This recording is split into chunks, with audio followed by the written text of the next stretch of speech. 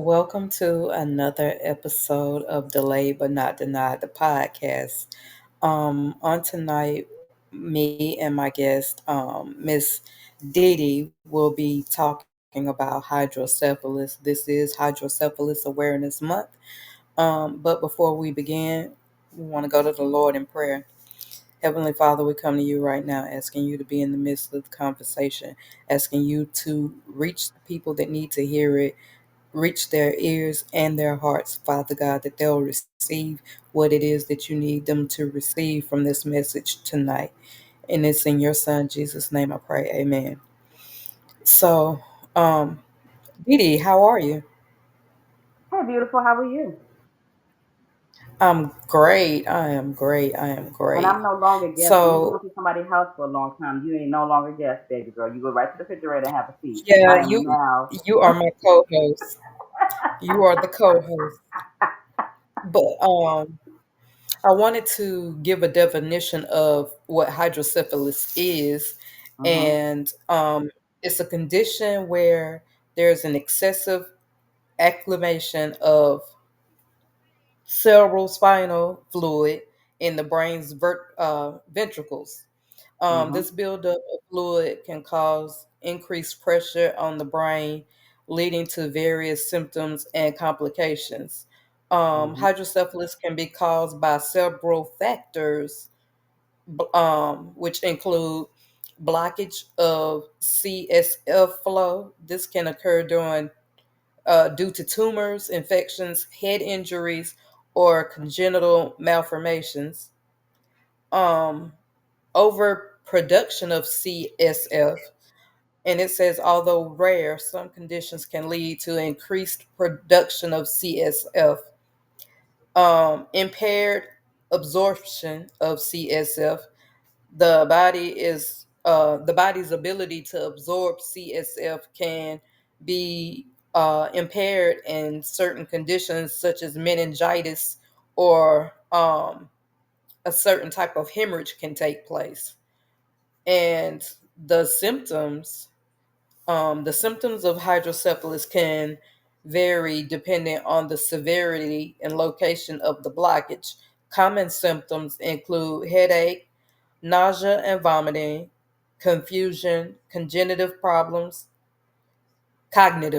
my bad, seizures, irritability, sleep disturbances, enlargement of the head, especially in children, difficulty walking or coordinating movements, loss of bladder control, and vision problems. Hydrocephalus is typically diagnosed through a physical exam, medical history, and brain imaging tests such as an MRI or CT scan. These tests can reveal the presence of enlarged ventricles and identify the underlying cause of the fluid buildup. So, um, That's a lot, ain't it? it is. And the That's a treatment lot. The treatment for hydrocephalus usually involves surgery to place a shunt. A shunt is a thin tube that drains the excess CSF from the ventricles into another part of the body, such as the abdomen or perineal cavity. In some cases, medication can be used to reduce CSF production or improve its absorption. So, um, I was an adult when I learned that I had hydrocephalus. Been having it all my life. Didn't know it till I became an adult. Um, Never had to have any revisions. Um, God bless. it- but it's not a blessing because I have um gone without the correct type of care Mm-hmm. for so many years to the point where um they feel They won't touch like it. they feel like Mm-hmm. if they try to do Oh, yeah, it's surgery, I not a could blessing. hemorrhage and bleed. Yeah. Because of So where they have a position. Mine is from the top of my head to my abdomen, but it doesn't go my heart. See, where they have your position, that's not safe. Who would do that? because normally the ones are from the top all the way down to your abdomen, and then Yeah. it goes like around your heart. It doesn't go in and through. So I'm like, who does that? Mine is in a I ventricle. Yeah, and that's not safe. So yeah, if they did surgery for you, God love. Yeah, we just gonna pray that you be okay. Cause listen, I need you, I've sis. been o- I've Okay, been okay for 46 years. I'm gonna So need you, sis. If we riding this out. so I But want yeah, I wanted to talk to you about hydrocephalus and how it affects your life. whew, hydrocephalus in my life. Well, of course, some may know and some may not know, because I think I was on after the last surgery, but I just celebrated a year of the last shunt revision I had on July 18th. And I was thinking about that the other day. I was like, how do we remember just that particular date? Why Right. do I remember that date like it's a freaking anniversary? But it is. But I probably celebrated maybe the fifth or sixth one I've had. I've had so many now that it's like you don't really know how many, and you can't keep up with how many. But I love the fact that you read off the symptoms and you read off the description, because the interesting part is my symptoms used to be straight borderline of what you read. Mhm. Mine was just like that. This time around, God said, "No, I need you to do something else." I had no idea what was happening. I had no idea what was the reason for it until after the fact. But the reason why my shunt needed to be revised is because my blood pressure was high. They Mm. literally thought I was having, every time I took my blood pressure, usually when I took my blood pressure, I just put my hand up and then it goes back down. This time it would not even go back down. It was just that how my body was saying, "No, lady, something's wrong with you." And I got sick. I got into my first place. My cousin helped me get in my first place, and then I got sick. So I thought it was food poisoning, or maybe the flu or something. But I said, "No, this Erlen ain't where it's at." So I Right. called her. She called the ambulance. She knew I had a shunt, so she let them know she got a shunt. Y'all need to come get her ASAP. And when they got me, they immediately did all the X-rays and trying to make sure that what's going on. Da da da da da. And it turned out the ER doctor still not looking at it correctly, because no, he says, "Oh, well, your shunt is kink." No, I know symptoms for kink. That wasn't kink. I said, but okay, it's whatever. Because I already knew by then I was going to go see my neurosurgeon that I already see anyway. So I was like, Right. it's whatever. So I stayed overnight just to make sure I could, they wanted to make sure I could sleep or whatever. Stayed overnight. My cousin came back and got me, and we went back home. So the next Monday, I was like scheduling ASAP to see my neurosurgeon. And of course, I have to schedule ahead of time because you got to schedule transportation, et cetera, et cetera. But my cousin took me this time so I could schedule that week. And so I went to see him. He's known me since I was 15. He's known my adopted mom. You know what I'm saying? He knew my mama didn't play about my health. Right. So he immediately, when he came in the door, was like, "D, what you doing here?" I said, "Well, Dr. Ward, I think there's something wrong with the shunt." Now, the doctor said in the ER that it's kink. I said, "But I know better than that." So, of course, they do the standard, check your eyes, check your da-da-da, and he checked right up in here. And it Yeah. had, being that the hospitals were connected, it was able to see the x-ray. So he looked it up, and he sat there for a minute, and he said, "It's broke." I said, "It's what?" He said, "It's broke." I said, "Can it do that?" He said, Right. "Yeah." He said, "Yeah, because he said, when was the last one you had done before this?" And I said, "Probably 93, 94, 95, somewhere in that arena. 90, maybe 94, 95, I'm thinking. Because it's been so long." And he said, "Yeah, it's broke." He said they get wear and tear, and they break if you don't have to have them revised, they break. So the shunt actually broke from the this part of my neck. Mhm. And if you get a straw and cut it in half, that's exactly what it looked like. Oh, wow. Exactly. It would look like it was a straw cut in half. So he was like, most people can be all right with it for a few years, da da da da, before they get real sick. He said, "But you, no, we can just fix ASAP." I was like, okay. Well, I knew it. Next week I was in the emergency room. I mean, in the OR, getting ready to go in, getting ready to have the procedure done. And he was just like, he didn't do the procedure because he's older now, so he's Right. basically just an advisor. But he made sure that I had the best care I was supposed to have, and I made sure I had the best care I was supposed to have, and God made sure I had the best care I was supposed to have. Because I promise you, when I met that surgeon, I looked right him in his face and I said, "Now I know you ain't Dr. Ward. I know you're not, but I'm gonna need you to channel everything that man taught you into you because I'm not playing with you. I don't play about my head. I don't play about my back. When it comes to spina bifida, you Yeah. gotta be real good for me to be one you cut me in those areas because that's not stuff we play with. So he Right. was like, no, he was like, you laugh. Because you know, some surgeons try to be serious. I'm like, no, you gonna laugh today because we ain't gonna be that serious. We're gonna be serious, but we ain't gonna be that serious, okay? So he started laughing. He was like, this chick right here. And I'm just saying, so. So he was actually really, really great. And he was like, when he did it, well, after he did, he was like, I'm trying not to cut too much of hair. I said, I don't care, it's already short. I deliberately wear my hair short because I know the shunt acts up when it feels like it wants to act up. And if I get Right. a good hairstyle and I gotta cut it, I'm gonna be mad. So Right. yeah, I make sure my hair is deliberately short. So even now, this is my hat. If I like to call it. You don't like to say it like that, but this is my hat. I got a lot of different hats because why? Because I like to change a little bit, but I like to look cute.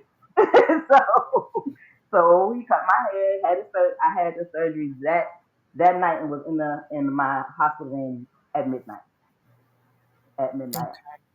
Yeah, at midnight. And I had to stay in the hospital for like 2 days because Medicare insurance, they don't act like they want to keep you in no longer if you can halfway move around, which I was fine with because I was like, okay, it's whatever because I had just gotten to my own apartment. So I hadn't even enjoyed my own place to have to go back into a hospital. Right.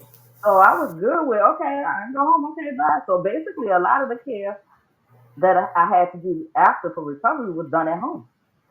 They had a home health nurse come in like three times a week. They had a physical therapist come in with me, to see me. But that was about it. But that was a blessing because I found out I can actually possibly walk again through the physical And therapy. you will. And you I will. will in You Jesus' name. in Jesus' name you will Yes, walk again. yes. Um, I was gonna ask you, with prior revisions, did you have like any symptoms that let you know you needed to have your shunt revised? Mhm. Majority of my symptoms have. That's why I knew this one was different because the majority of my symptoms usually are the vomiting, the migraine headache. I mean, like nothing you can take can help any of that. It's Right. you are in a fetal position crying because you can't get rid of this blessed headache.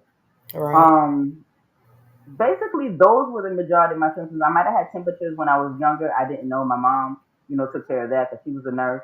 But I believe the majority of what I remember were really bad headaches and throwing up. Yeah, yeah. Yeah. And the only thing I did at this injunction was vomit. It was like my body said, "Okay, we where you need you to be. Now we're gonna get you to the hospital." Right. And the thing about it that was crazy is that the doctor said that I had lived in Florida with my ex husband for like 4 years, and the doctors was like, "Your shunt was broke in Florida." Excuse me.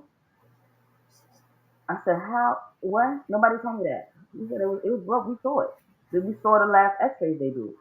They had to do X-rays before I had my first carpal tunnel surgery because they Hmm. have to make sure that the shunt can withstand whatever long procedure they have to do if it's a long procedure.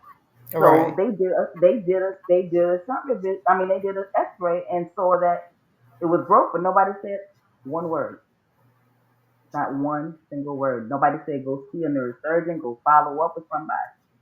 Really? Well, do you know if yours still work or not? Because for me, I've gone to different neurologists, and I've Mhm. had them to tell me.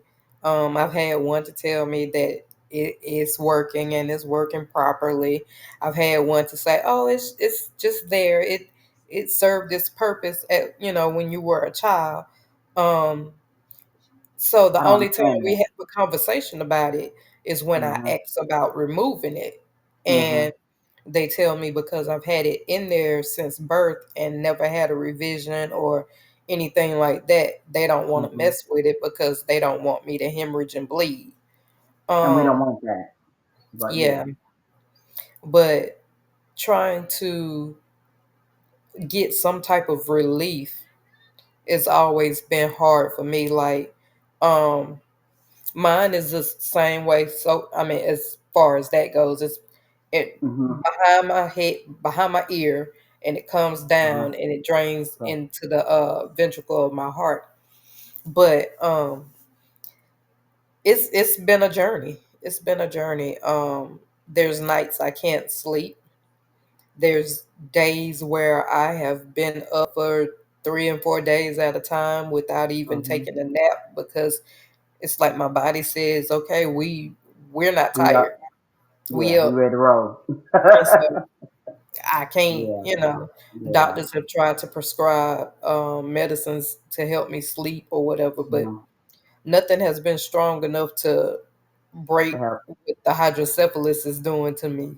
Hmm. Hmm. You know, does the hydrocephalus bother you when you try to sleep? Like I can't lay on that side for too long. You know what is the interesting thing about that is that to answer your first question, the doctor did say that I have a new complete working thing. They have to put like a I don't know what to call it. It's I like call a it a pacemaker. pacemaker type thing on the Yeah, top of your head to kind of control what fluid goes, down or whatever. And right. he said that particular piece that I had was fine. So the only thing that needed to be repaired was the Oh, tubing. okay. So the only thing that needed to be repaired was they need to put a new tube in, which I find sometimes very interesting because you only cut here and you didn't cut it down at the abdomen. So I'm like, how do you get that all the way down there and I ain't not none cut nowhere else? But okay, that's God. Anyways, so no, I don't usually have too many issues sleeping wise with the shunt. More of my back some days. My back Okay. is the one that the part where, because I had two back surgeries too. So the crazy part is the area that is the oldest scar is where it aches the most because he Mm, had to cut me twice. So I had the normal birth scar at the lower back when you first born, and then right. he had to go upward the last time because he had to scrape the bone off of my tether cord. So it was like now I got a Wow. whole nother scar. So yeah, who wants to be cut anymore? So that's the only area that I have issues with. The shunt only causes a problem when something's wrong with it by the grace of God because I don't remember it's there until it's there. Now if I get a headache, I get nervous because I'm wondering if this headache is gonna go away or Right. I'm gonna have to fight. But Right. and then you usually can tell which one is which, but sometimes it tends to have its own little mindset and be like, oh yeah, we're gonna stay here for a little while type scenario, and you don't know it until you know it. So I really Right. don't know it's there until something happens by the grace of God. Because yeah, I can turn my head a certain way and I feel it. Like even with running my fingers across, you I keep can feel messing it. with it, leave it alone. Why have it stick out where I can feel it? Because Mine stick out too, but I ain't I want definitely. to touch stuff. But and that's how I am. Like, every time I get some kind of surgery, my hands automatically go to that location just That's to feel understandable though. around, I guess to see what's normal and what's not. You were talking Yeah. about your back surgeries. I had one, and it was the one at birth. No, That I goes had two. across. No, I had three. It goes across three. I had three. The last one I had was my third one because the first Wow. one the first one I had, of course, was birth. Then I Mm, had one when I was probably, I want to say maybe 15, maybe 15. And because of the way I stood, I, I stood where I would walk like this. mm-hmm. So they were trying to sit me up. So every time I walked, the girls would be, it's a party. How y'all doing? You know what Right. I'm saying? So they was trying to make sure they kind of correct that as best as they could. So that was the first one after birth. And then I had one in 20, these dates, man. Well, I do remember I probably remember the date, but I'm trying not to. 2018 is the year that I had the last one, and that was because there was my backbone was pressing on what's my tether cord, and he had to go in and scrape the bone down off of it and then retether it. And the reason why I had the symptoms from that is because my nerves was really bad. I was really hurt. I mean, Yeah. my whole hip was hurting, my back was hurting. I could barely move. I could barely do anything, anything. And he said he had me on medication for a while, for about maybe 2 years, and he said we're not going to do it until you're ready to do it, because he knows I've been cut one too many times, and I'm not trying to keep being cut, so I don't have to be. I'm needing the medicine to work, and so I don't have to be cut. But it Right. worked for as long as it could until I was like, you know what, doc, I'm ready. Let's just get this over with, because I was tired of letting my gabapentin keep going up. I didn't want to go to another dose of gabapentin because I was like, I don't want to do that. I want to get off of this pill. So no, right now I'm still on it, but it's because I am actually on a lower dose than I was. But still, I'm like, I'm gonna need this to go away. So he did. The same guy who diagnosed my shunt being broke, same man who did that's actually, I believe, the last surgery, or one of the last surgeries he actually did. And mine was it. My back surgery was the last one he actually did. So I'm thankful. I mean, when you have a good neurosurgeon, you don't want that man to go nowhere. Right. When I had to change to go to another clinic because he doesn't do surgeries, and I'm in the country, and so I have to go someplace that's close to I can get to, I was upset. I felt like he was family. I was like, wait a minute, I don't want to go. I don't want to go, Dr. Ward. He was like, you gonna be okay. I'm like, no, I don't want to go. I knew his secretary. You know what I'm saying? They were family. So I'm like, wait a minute, how am I gonna do this? So I was upset. But when you have a good surgeon, you ain't trying to lose nobody. But this other one you put me with, he's good too. So I'm thankful for that. But we know the real physician, so we good. We are a part of a very large community um, Mhm. of people that have hydrocephalus and spina bifida. Mhm. Um, I have seen, I don't know if you have, but I've seen some instances where people have been fortunate enough to have their shunt removed, um, Mhm. I which know makes one person. me too, makes me a little Mhm. jealous because I want this Me thing too. out. But I do understand that it is keeping me alive and it's keeping me here um, because I still Keep have you work to do. cognitive, because the Yeah, fluid will get that fluid getting to the brain ain't where it's at. So right. I'm thankful for that. I'm Yeah, thankful for you and me. yeah. And I mean, just being in the community and seeing these babies with that's in like these third world countries that Yeah, don't have heartbreaking. access to the doctors that we had, Mhm. where their heads are extremely big and Yeah. swollen, and it breaks my heart Me too. because a lot of them don't make it. I know. Um, Yeah. and People don't it's realize this is a deadly thing. This is mhm, this is not just a shunt thing. This is a brain surgery thing. You are mhm. actually going into somebody's head, touching their brain area and fixing the fluid Or intake, trying to fix it. or trying to fix the fluid intake.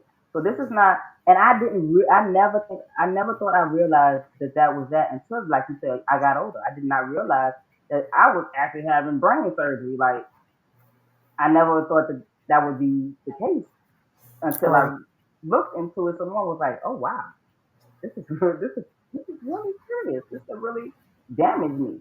And that's why I'm worried about my biological brother, because I'm like, God gave me the same symptoms that he currently has now, because I Oh needed wow. to make sure that he has what he needs to have done.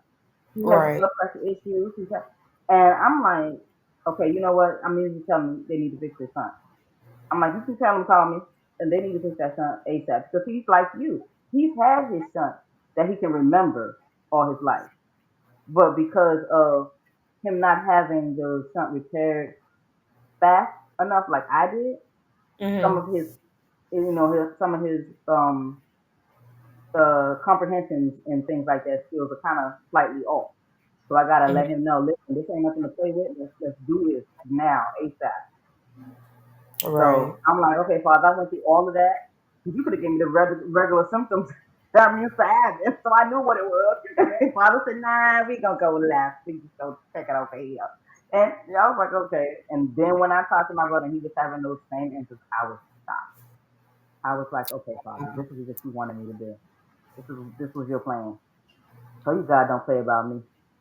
And the crazy thing is, you have a sibling that has the same thing that we have, and Exact same thing. I, being born into the family I was born into, I'm the only one that was born with a disability that I'm aware of. Mhm. And it's hard because there's really nobody to lean on Sound family talking. wise. Mhm. Yeah, because nobody knows what I'm dealing with. But I can relate to that. Why? Because I was adopted, and nobody in my family has spina bifida. They didn't adopt another child with spina bifida. You know, my mom wanted to, but she knew that was gonna be too much. And she did want my brother at one point, but she said she didn't want us to be separated. But she just couldn't do it. That was just too much. That's too much. Right. Because I mean, you would say I was able to walk, and then you have him, and then you know what I'm saying. You don't know. So, and he doesn't walk, so that would have been a lot. I mean, Right. let's not say he probably wouldn't have been able to walk if he came to my family, because we determined folks, we gonna make you walk. But No, but that's right. but I mean, I get what you're saying, because I don't. I did not. I don't ever really remember having a friend with spina bifida that can understand and relate what I'm going through. Till I met you on Facebook and some other people, and was like, "Oh, this is a community. Okay, we out here. Mhm. Okay, thank you." Because I felt like you. I was lost. I didn't have nobody that would understand. I felt like I was the only person alive with it, and I felt like it was punishment because I was like, these doctors can't even pronounce it correctly, and I'm like, how you a doctor and you can't And you can't even pronounce say the it. word? But Spina bifida, yeah, hydrocephalus. and whatever else we got going on. Girl, let's not talk about that. We'll be here all day. I know that this month is coming to an end, and this month was Hydrocephalus Awareness Month. Yeah. Is there anything special that you've done that you feel you wouldn't have been able to do otherwise now? Um, because Pertaining to it, or just in general? in general, Okay. Um, in general, I am definitely doing something that I never thought I would do, nor did the doctors think I would do. Because you hmm know they give you the death sentence of spina bifida, and you ain't gonna be nothing, put them in a corner in the institution and leave them there, type scenario. So right. yeah, I was told I was not gonna be able to walk. I was not gonna be able to function on my own. I was not gonna be able to do anything. I'm living by myself. I'm actually doing online learning, online college with campus. I just started being a volunteer to greet people, new students, and I'm in my third. I'm going into my fourth quarter. Yeah, whew, into my fourth quarter, and third quarter I got straight A's. My GPA is 4.0. Won't he do it? Won't he do it? Yes. I I'm proud cannot of you. believe it. And that's God. That's nothing but God. Because when I tell you, I didn't see myself doing nobody's college, nothing like that, and getting a degree, associate Right. degree. Yeah, Right. that's nothing doctors have seen. I wish the doctors were still alive. Because I know they're not here probably. But yeah, I wish they were still alive to Mhm. say, yeah, no, you don't know. My God knows. He got the final say so. Yeah. Okay? I remember when I was adopted, they had and remind me to show it to you. Okay. There's a thing in the paper that they put in the paper, I guess trying to get somebody to adopt me and stuff like that. And my grandmother, biological, um, she clipped it out the paper and saved it, like almost like she knew that they were gonna find me. Um, the way that they worded things, dealing with the hydrocephalus and the spina bifida, Mhm. and being that I was a baby, I was 18 months old when I got adopted. Um, Mm. it's crazy. Like they had this whole like half a page of the newspaper where they I had guess a it was a picture big of me. story, huh? Yeah, they had a picture of me a description of what I was dealing with, and the one word Wild. the one word that stuck out to me because of brain surgery, they said that I was retarded. That was the word that they chose to use. That's Um, yeah. That's what they try to say when they telling the parents. Put them in the institution because we gonna be slow. yeah, I was supposed to be institutionalized. You too? Um, yeah, The devil is a and liar. the one thing I can say about my mom is she wasn't going for none of that. She went right ahead and stuck me in regular education with the rest of the people. And you gonna I learn had today. I had no issues with retaining anything except for math. Math is of the devil. I don't care who like it, who love it, or whatever. Mm-mm. We don't. We here to tell you right now, hydrocephalus do not like math. It, it's a common thing. Like you can actually Google it. People that have hydrocephalus and spina Mm-hmm. bifida struggle with math, Struggle with math. I don't know what to get and them numbers. it's the craziest thing. But and I wouldn't wish it on anybody because Yeah, it's not fun. those sleepless nights that I endure Yeah, I hate alone it. is Yeah. just is hard because I be wanting to hit somebody up. You awake? You awake? You awake? You up? That's why I keep my phone off with you, Tracy.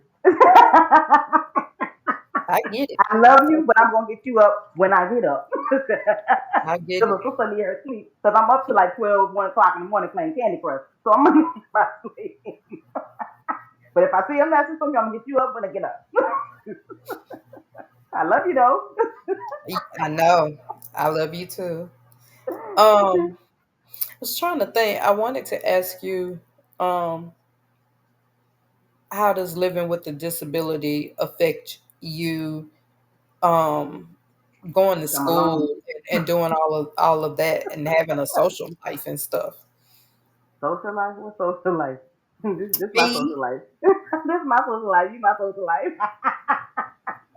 Oh my goodness, how does it affect? Well, I can't really say it affects too much because my adopted mother was no. I really wish people could have met her and my parents because I promise you, she was no joke. From the Mm, age of as long as I can remember, probably 6 years old, maybe I can probably go that far. She didn't play. She did not never. She never treated me like I was disabled. She would never let my dad do it. She never. No, because she's gonna need to function on her own. She's gonna need to do for herself. And so when I got old enough to learn how to, cook for myself or cook and help her cook, she was like, "Yeah, you better figure it out because you're gonna starve. You better know how to do this." But she always spoke things over my life that I, in my mind, could not even fathom. She would speak over marriage. She would speak over me going to college. She would speak over me driving. She saw things in me because she said, "There's nothing wrong with you." right. She said, "You may have something physically wrong and you can't do a lot of things physically, but there's nothing wrong with you." She said, and this is the one thing she always says, "You can do anything you put your mind." She said, and I found that out at the age of 2.5, 3 years old when you told me in the car, just miraculously, "I'm going to walk, mama." And she said she didn't know what to do with that because she said, "Where did that come from?" Obviously God, because she said I just bust out saying it. At 3 years, I probably started walking around 3 years old. My sister maybe three, almost 3 years old. I Yeah, I started was three walking a when little I bit. started walking. Yeah, around three. So she was like, "You was determined." She said, "So I know you determined to do whatever you want." So living on my own has been a different change of pace because this is the first time I've ever done that. I went from being a girlfriend, being a fiance, being a wife to being separated, divorced. So I'm like, "Oh, Father, this is a heck of a path we're going on." Right. But it's been interesting because why? Because I'm able to now put into action, which I was already doing anyway, but put into action how to take care of myself. I mean, I'm not saying I wouldn't like a partner. I'm not saying I wouldn't mind a partner, but I don't need. Right.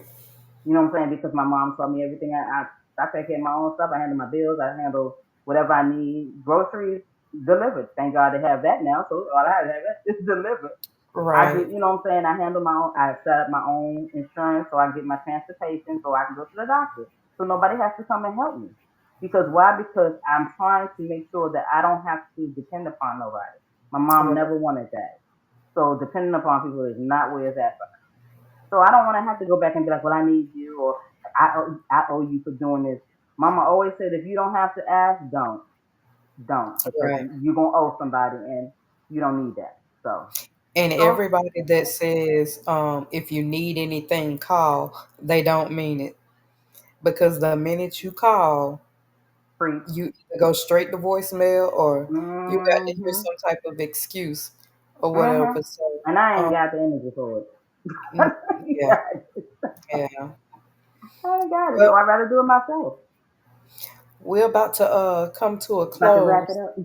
Yeah, and I just want to know if there's anything that you would like to put out in the atmosphere for maybe a child that is growing up that has hydrocephalus, To the parents and mostly. in school and trying to Yeah. maintain a good grade because you've been doing the dang on thing since you've been in college. And This has just been January. It's crazy. yeah, yeah. So if there's anything that you want to say before we head out, the floor is yours. Okay. Well, Antonio, thank you for that beautiful message. We you see, we fine, we crazy. But as for parents and students, who know they have hydrosyphilis, um, I just say let your child be. Let them grow up and be who they're supposed to be. Let God do what He's gonna do with them. Pray over them. Pray over them babies. Keep them covered because people don't understand that the doctors don't know everything. They don't. Because I promise you, God got the final say so. I wasn't supposed to do nothing with my life, and when I tell you, I look back over my life and be like, Father, what we doing here? I mean, this lady right here made me an author through the Father. Cause listen, cause I didn't see none of that happen, and I was like, who, author who? No, I write what? I want to do that. So And so, but hydrocephalus don't stop you. I just feel like everybody has a story to tell. And We being that do. we were born with disabilities and being adopted, We there's got so so much, we got that so we much. can pull apart and Yes. share with others so that they might be able to. Encourage. We here to encourage people, and it sounds bad to say, but it's not bad to say because most disabled people don't want to be that inspiration for you. But Mm, in general, that's what God made us to be in a way. Because why? Because He wants you to see that, oh, you being lazy about what you're doing. Look at what they doing, and they got to fight a harder fight to get to what you're trying to do. right. So it's like, are you kidding me? You really just gonna be chilling? And that's what God is saying. Y'all gonna be just chilling, and these people are out here doing it. So yeah, we here to do what God wants us to do, and if that could inspire, we gonna inspire. I'm Absolutely. done. You sure? I'm positive. We gonna talk later.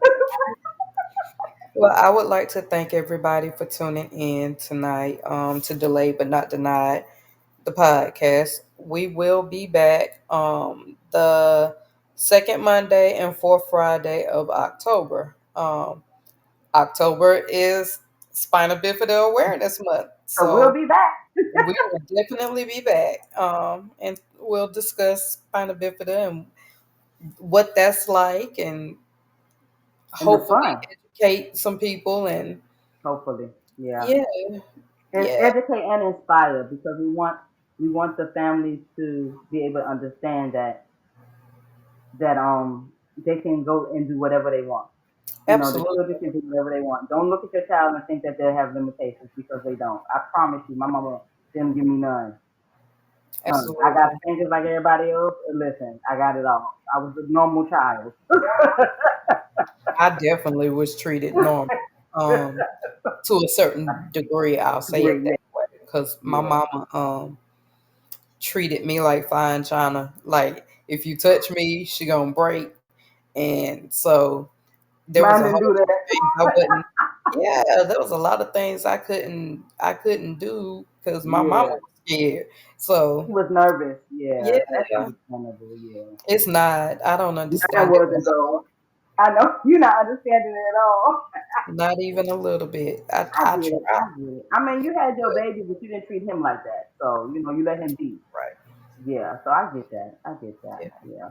So, but again, thank you for co-hosting tonight. I look Of forward course. to the fourth Friday of October so that we can do it again. So we can do it again. I want to tell my audience thank you for stopping by and checking us out, seeing what we do. Yes. Come back again. The conversation is always different.